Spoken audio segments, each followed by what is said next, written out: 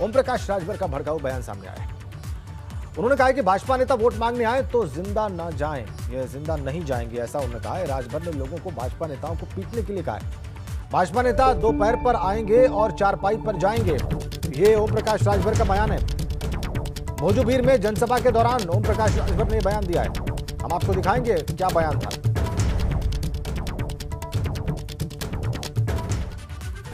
Bharatiya Janata party का नेता अगर गांव में दिखाई तब बोला होकर पिटाई हुई कि न हुई है? यहाँ वोट मांगा चलिए न मने की हन हाँ भीतरा भीतरा ऐसा नहीं लोग का कुटाई करे के हम इधे देखा जाए नेता ओके बैठा के पानी पिया के चाय पिया के उसे पूछा कि नेता कैसे, जब वो कहे कि वोटे बदे तो उसे कहा 50% महिलाओं को रिजर्वेशन नौकरी में लागू करो, राजनीति में लागू करो, लोकसभा विधानसभा में लागू करो, तब वोट मांगने आना, नहीं दोबारा आ जाओगे तो फिर यहाँ से जिंदा नहीं जा सकते। आए हो 2 पैर से और जाओगे 4 पैर से उठा के, चारपाई से।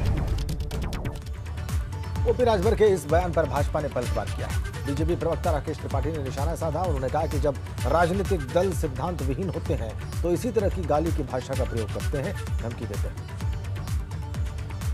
जब राजनीतिक दल सिद्धांत विहीन होता है तो उसके पास कोई विचार नहीं होते हैं और इसी तरह की अराजकता और गाली गलौज की भाषा होती है, धमकी की भाषा होती है। दुर्भाग्यपूर्ण है कि उत्तर प्रदेश में जैसे जैसे चुनाव नजदीक आते जा रहे हैं वैसे वैसे कुछ राजनीतिक दलों की हताशा इतनी बढ़ती जा रही है कि वो इस तरह की भाषा का इस्तेमाल कर रहे हैं। राजनीति में भाषाई मर्यादा और संयम हमेशा बना रहना चाहिए। जो भी इस तरह की भाषा का प्रयोग करेगा उसके साथ कानून कठोरता से कार्रवाई करे, हम इस बात की अपेक्षा करते हैं। अब हम आपको सीधा वाराणसी लिए चलते हैं। हमारे संवाददाता नीतीश पांडे इस वक्त वहां से सीधा कनेक्ट है। नीतीश, हमने ओपी राजभर का बयान सुना, बेशक वो राजनीति की मर्यादाओं से बिल्कुल उलट दिखता है।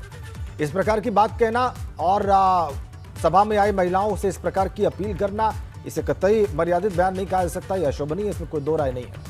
लेकिन हमारे दर्शकों को बताइए कि उस सभा में कितनी महिलाएं थी जो ओपी राजभर को सुन रही थी, वहां पर सुनने के लिए आई थी, और उसके बाद क्या हुआ?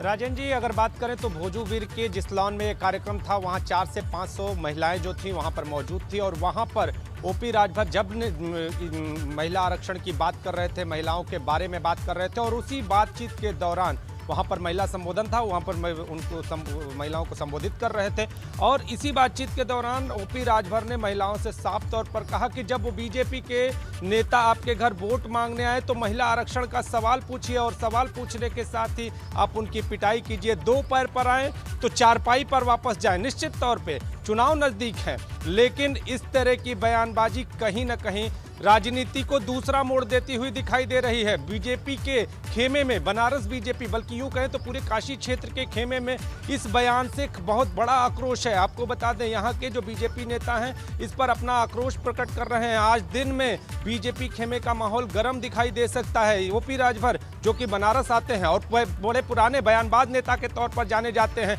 लेकिन अगर अपने सम्मेलन, अपनी सभाओं के दौरान वो इस तरह की बयानबाजी कर रहे हैं तो इसके बड़े राजनीतिक मायने निकाले जा सकते हैं। आने वाले समय में चुनाव की बयार और भी गर्म होगी और ये देखना होगा कि क्या इस तरह के बयान और भी सामने आते हैं या इस तरह के बयानों पर लगाम लगती है। निश्चित तौर पर ये जो बयान है वो एक अलग तरह की राजनीति का इशारा करते हैं। राजेंद्र जी, ठीक है, अब अपने दर्शकों को हम एक रिपोर्ट के जरिए दिखाते हैं कि सुहेलदेव भारतीय समाज पार्टी के अध्यक्ष ओपी राजभर ने किस तरह से ये बेतुका बयान दिया था। लागू करो, राजनीति में लागू करो, लोकसभा विधानसभा में लागू करो, तब वोट मांगने आना, कहीं दोबारा आ जाओगे तो फिर यहाँ से जिंदा नहीं जा सकते। ओपी राजभर का ये विवादित बयान उनकी सियासत पर बड़े सवाल खड़े कर रहा है। ऐसा इसलिए है क्योंकि जिस तरह से ओपी राजभर भाजपा नेताओं को पीटने की अपील कर रहे हैं वो तमाम राजनीतिक मर्यादाओं को ताक पर रखने की तरह है।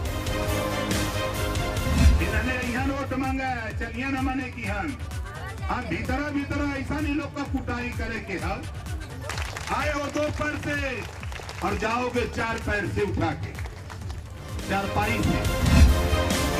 ओपी राजभर ने ये बयान वाराणसी के भोजूबीर में आयोजित महिला सम्मेलन में दिया। जहां पर महिला सुरक्षा और महिला आरक्षण के मुद्दे पर अपनी बात रखते हुए वो तमाम हदें भूल गए।